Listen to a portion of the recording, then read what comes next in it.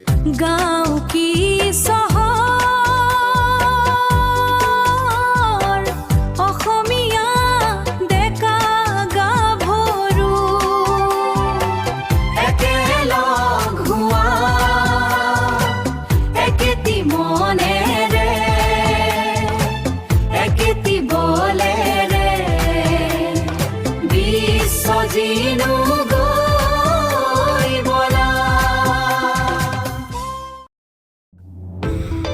অসম নদী, বিল, জলাশয় আৰু মাছৰ ৰাজ্য। ইয়াত অধিকাংশ মানুহে মাছ খাদ্য হিচাপে ব্যৱহাৰ কৰে।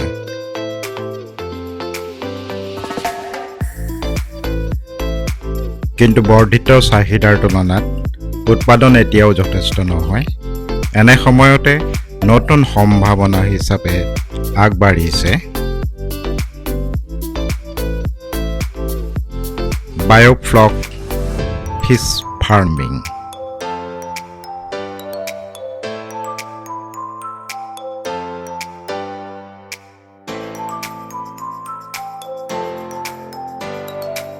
বায়োফ্লক হৈছে এনে এক আধুনিক মাছ পালন পদ্ধতি য'ত পানীৰ ভিতৰত থকা উপকাৰী অণুজীৱই মাছৰ বৰ্জ্য পদাৰ্থক প্ৰটিন সমৃদ্ধ খাদ্যলৈ ৰূপান্তৰিত কৰে। ফলত পানী কম লাগে, খাদ্যৰ খৰচ কমে আৰু উৎপাদন বৃদ্ধি পায়।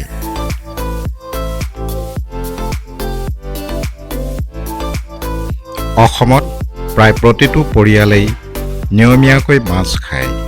ৰাজ্যখনত মাছৰ চাহিদা বহুত বেছি। বহু ক্ষেত্ৰত বাহিৰৰ ৰাজ্যৰ পৰা মাছ আমদানি কৰিবলগীয়া হয়।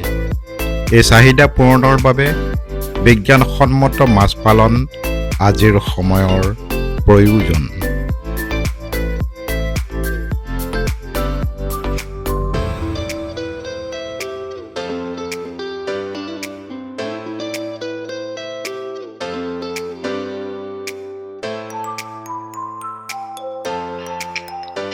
বায়োফ্লক কি?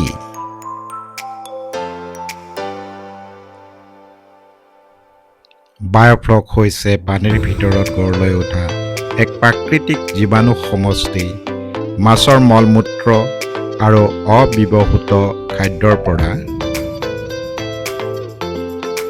সৃষ্টি হোৱা এমনিয়া আৰু নাইট্ৰেট উপকাৰী বেক্টেৰিয়াই ভাঙি পুনৰ খাদ্যত পৰিণত কৰে।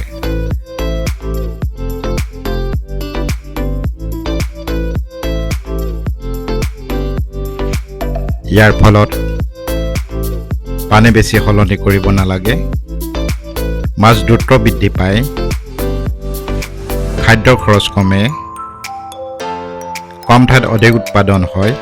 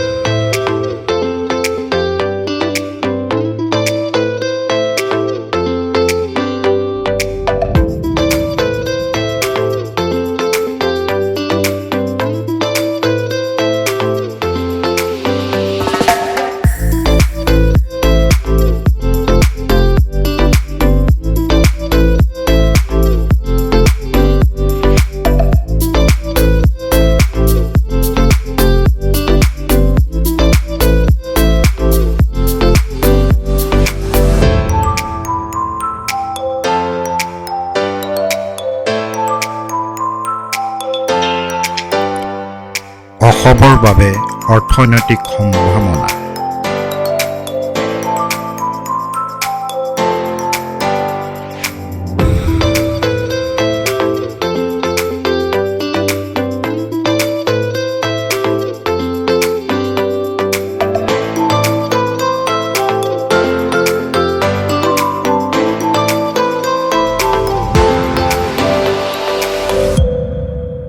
গৱেষণাৰ তথ্য অনুসৰি বায়োফ্লক ইউনিটৰ লাভ ক্ষতি অনুপাত যথেষ্ট ইতিবাচক।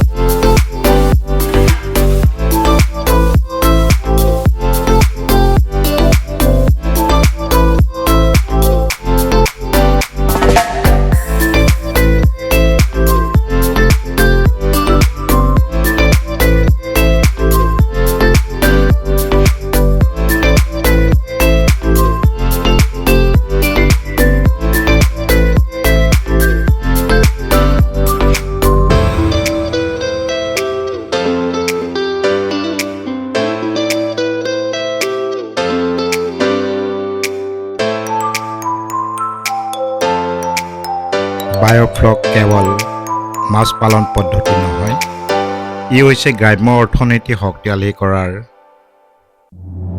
এক নতুন আন্দোলন।